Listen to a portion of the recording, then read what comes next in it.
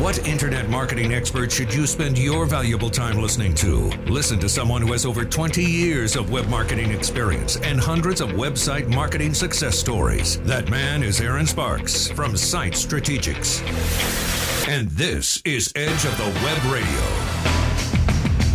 All right, this week, Marketing Tech Blog. One of the things that we're talking about is winners and losers of this year with the marketing technology. And the great thing about this show is that Aaron and John do a great job of showing what's important and where you're getting results. And as marketers and business people, you know, if you're reading Inc. magazine or you're reading Wired or you're reading New York Times, there's a flashy, shiny thing, trying to get your attention every single week. That this is new, this is new, this is new, and the fact is that the numbers still stand, right? That search is still just a commanding lead. Social Absolutely. Provides an amplification and an opportunity to introduce yourselves to others. But I wanted to talk about the winners and losers of last year. Absolutely. And so my number one loser last year was backlinking, and I don't mean backlinking from a when you're talking SEO and you're talking a real content marketing strategy, you pay attention to who's linking to you.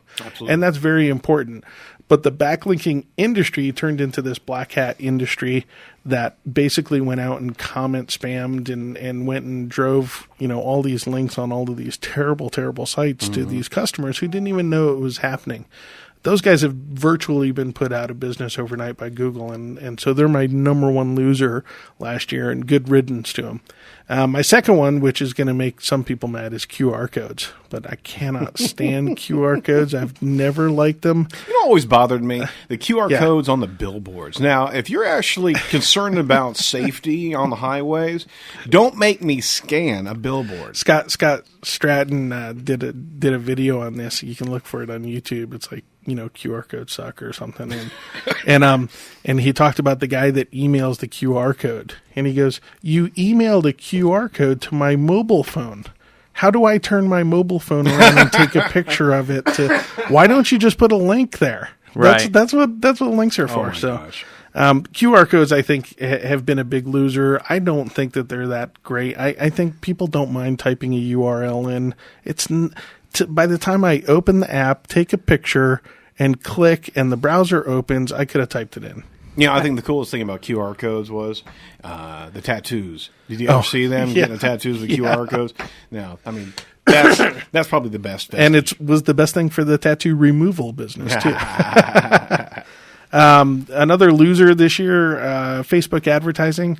Now, we've used it and we've had some good campaigns and some good results, but overall, I think that they're still trying to figure out their way. Yeah. And now, I don't know about you guys on mobile, I'm getting bombarded with sponsored and ads and everything else. It's starting to fill my stream up. And it's really lessening the quality. And, it is.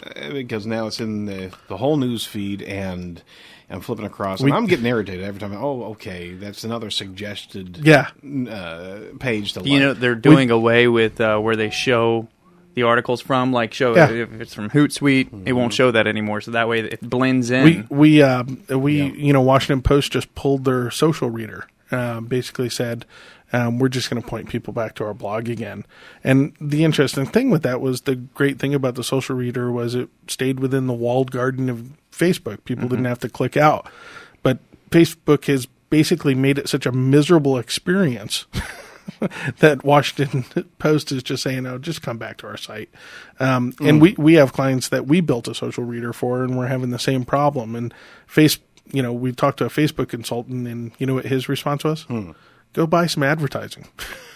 I can believe that. So we built an app, and you want us to buy advertising no. Sounds logical. Do you think that's on every one of their cubicles? It little is. Placard, go buy advertising? Another loser this year, Google Plus. I love the quality of the apps. I love it. I want... Seriously, Doug, you? I want it to go well. It's loser, but it's well positioned to do good in 2013, don't you think? Yes, I would agree with that. I think it's the everybody's got to play there. Right? Right. Especially if search engine optimization is important, local search is important. Yeah, you better be on Google Plus. So I'm not saying that don't go there. I'm just saying that it really didn't win like we had hoped it would. Another loser, but it's still from a cost per acquisition. It's a great thing is email marketing. People's inboxes are just filling up and filling up and filling up, and people are pre-filtering on mobile devices now. I've read that over half of all emails now are read on mobile devices. So getting people's attention is a lot harder. Right. It's just losing its edge. It used to be really important to get. Now I'm unsubscribing all the time from everything and just following you and me people. Ditto. Yep. Winners. Mobile marketing, by far, I think it's the biggest winner of the year. Adoption has been huge. Apps, mobile sites, mobile search.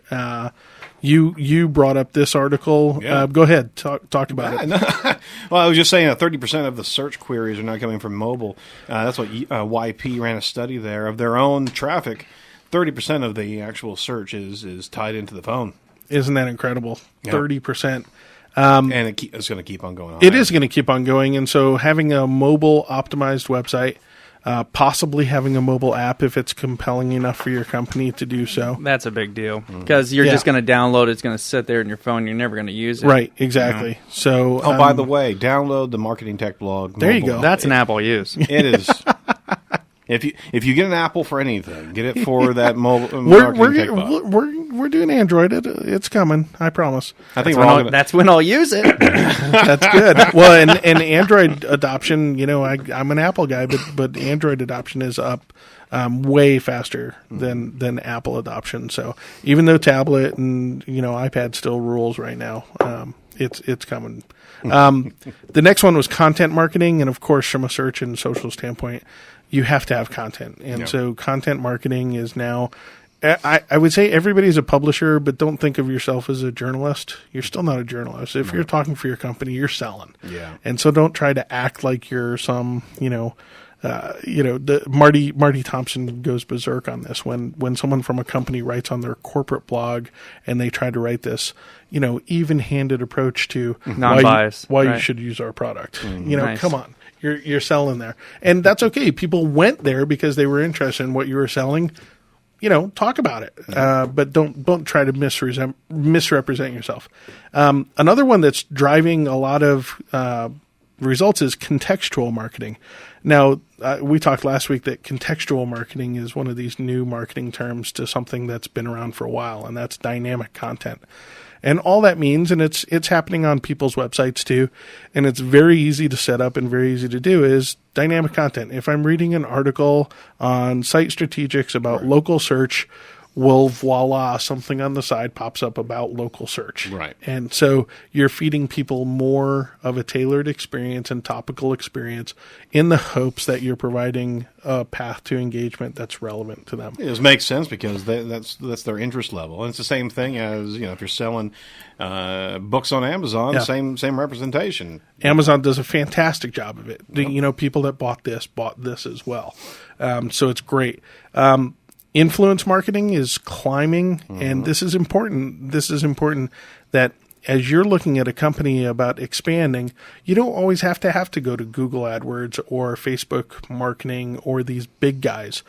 Go to the small blogs. Absolutely. Go to the niche industry sites, to the forums, to these people have a lot of influence, and it's a very, very tight community, and these are people that you want to talk to, and so there's tools. Is that what you were going to ask? I was going to kind of go there because I talked to you about where do they go to find these people, but I wanted to know too, if you're a freelancer, if you've got your own social network in a little niche industry, what are some of the rules if you were to take on somebody as a sponsor? It's basically to be absolutely blatant that they're a sponsor. Everything you write for them, everything you must state by FTC regulations that are guidelines that it's not a regulation, it's a guideline, but you must state that, hey, this is sponsored. This came from someone we have a monetary relationship with. And it doesn't even matter if it's they handed you a pack of gum. Right. If you got something, you need to talk about it. Now, that seems scary to some marketers, not to me. I don't mind when a blogger gets a few bucks, Sure. I hope they do. But in this case, and then to your other question is, there's a lot of tools like Vocus, Cision, Little Bird, that basically measure influence. Clout, you can go by topic on Clout. And then the last one was video marketing I want to talk about. Video has become just a low cost now. Put it out there. Yeah. YouTube is the number 2 social engine or search marketing engine. Use video.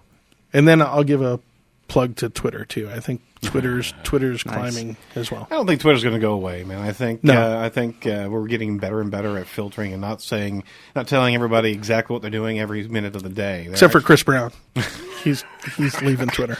Did not know that. Good riddance.